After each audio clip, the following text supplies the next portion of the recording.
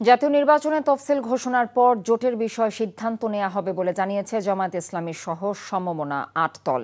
রাতে রাজধানীর পুরানা পল্টন খেলাফত মজলিসের কার্যালয়ে ৮ দলের বৈঠক শেষে সাংবাদিকদের একথা জানানো হয়।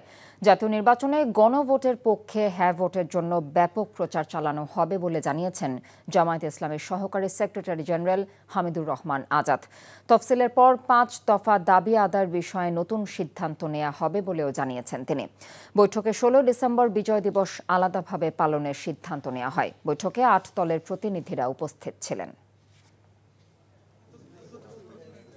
এক আসনে ৮ দলের মনোনীত একজন ক্যান্ডিডেট থাকবে, যেটা সমঝোতার ভিত্তিতে নির্ধারিত হয়। আমরা বিজয়ের জন্য সবাই মিলে সর্বাত্মক চেষ্টা করে যাবে যে আমাদের ৮ দলের সমঝোতার প্রার্থী হিসাবে তাকে বিজয়ী করে নিয়ে আসার জন্য ইনশাআল্লাহ। সেই লক্ষ্যে আমরা যে পলিসি নিয়েছি সেটার উপরেই আছি এবং আজকে সেটা আমরা পুনরায় ব্যক্ত করছি।